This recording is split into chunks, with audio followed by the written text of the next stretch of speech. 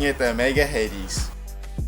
Some of its main features are the 85% carbon, the 200mm low bow, the ozone control area, and finally the anti-vibration grip. So let's get into it.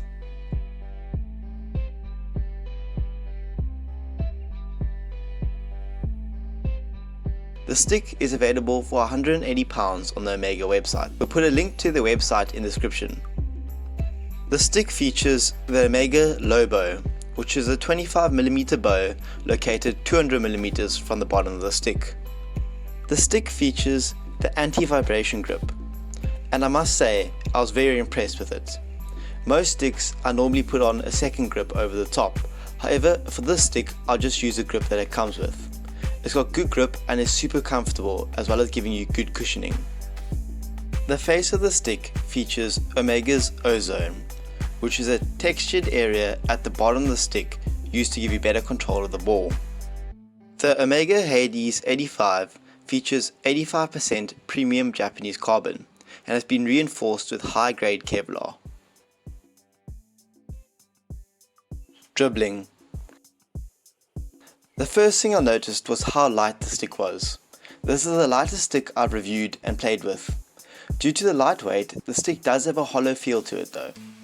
It took a bit of getting used to, but I really enjoyed the feel of the stick when it came to dribbling. Due to the stick being so light, you lose a bit of control, as it does not have that solid feeling that heavier sticks give you. However, since the stick is also so light, it's easy to change direction quickly when dribbling. I had loads of fun using the stick for dribbling. I just had to get used to the light hollow feel of the stick.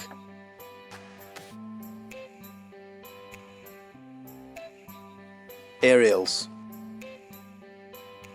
The stick had quite a thick edge, and I thought it might make aerials a bit more difficult. However, the low bow of the stick is more than enough that the edge isn't really noticeable. It was really easy to lift the ball and perform aerial skills. Once again, since the stick is so light, you perform these skills really quickly. However, you lose a bit of control. Overall, a great stick for aerials.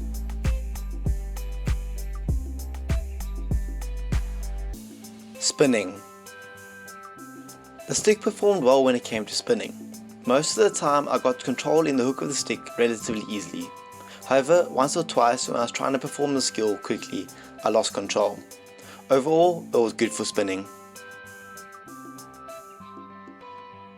Passing and receiving. When it came to passing, the 85% carbon gave you more than enough power on your passes. The light weight of the stick allows you to perform passes quickly and get good speed on your passes. However, in passing, I tended to notice the hollow feel of the stick. It wasn't something that affected my passing, it was just something that I noticed. The stick was rather accurate in passing, and overall I really enjoyed it. Receiving. The stick was good when it came to receiving. The 85% carbon along with the ozone make sure the ball doesn't bounce too far from the stick. When the ball does bounce off the stick, it wasn't a big bounce, so it made it easy to keep control of the ball. The stick was a bit inconsistent when it came to receiving, and sometimes I struggled to collect the ball cleanly. However, overall it's a decent stick for receiving.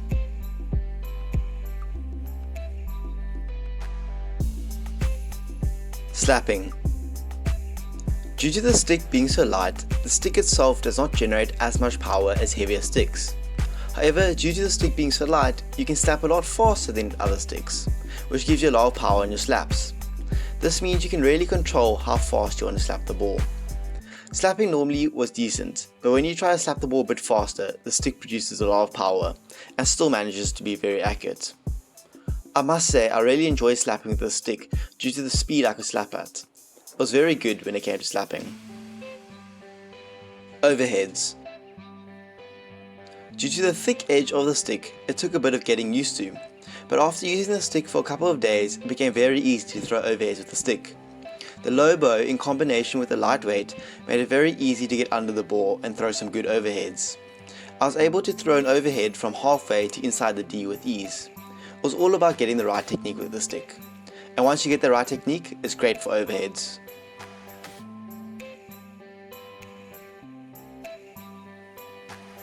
Penalty strokes. Much like overheads, at first I struggled to take penalty strokes with the stick, but then I got used to it and I was able to take some amazing penalty strokes. The low bow enabled me to get under the ball and really go for those top corners, whereas the thick edge gave me the extra feeling of control so I could really place the ball.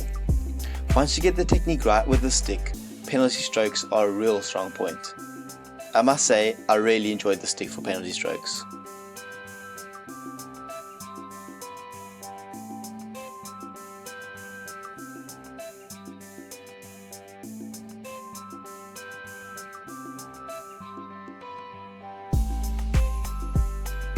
Drag flicking.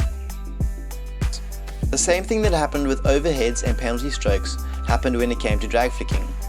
The first day I tried, I couldn't even get the ball off the ground. However, after a day's practice and adjusting my technique, I was able to produce some of my best ever drag flicks. The low bow allows you to generate some great speed when flicking. The thick edge at first gave me problems as I struggled to collect the ball when flicking. However, after adjusting to the stick, the thick edge gave me that extra bit of control, which I really enjoyed. I felt like I could place the ball anywhere. The stick takes a bit of adjusting and getting used to, but once you've done that, it was one of the best sticks I've used for flicking, and I really loved using it.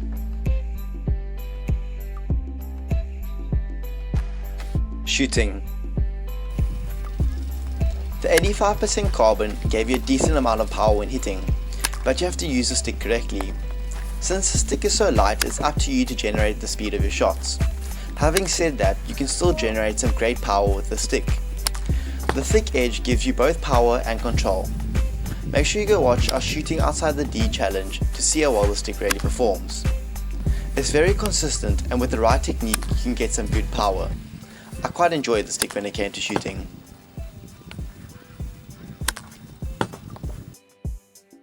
Backsticks.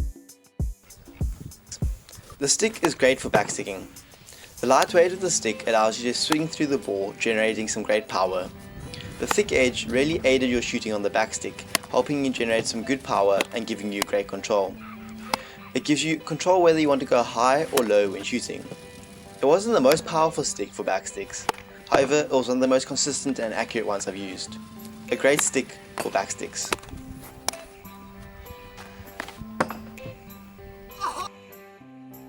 Overall, if I had to describe the stick, I would say it's an amazing stick when using the right technique.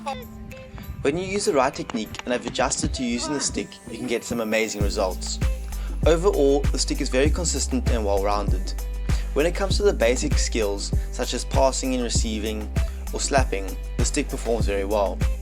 However, when it comes to more technical skills, such as flicking, it takes a bit of adjusting and getting used to take full advantage of what the stick has to offer.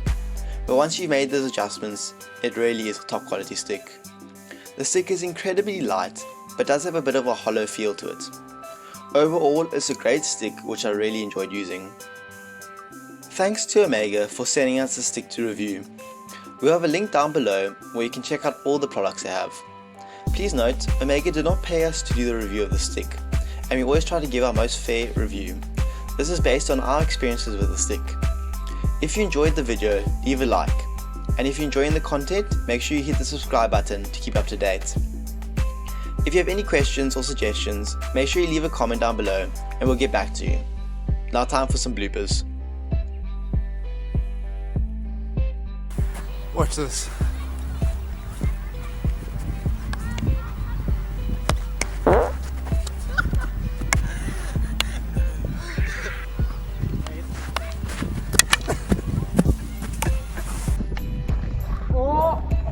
Я cheeky, mom.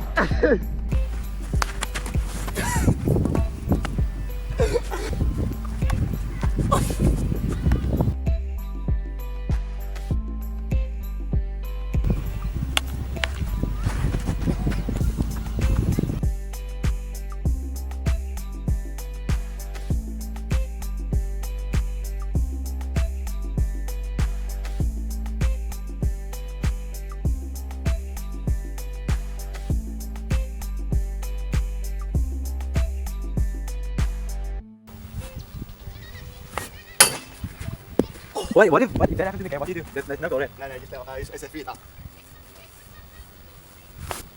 Oh, you're kidding me! guys.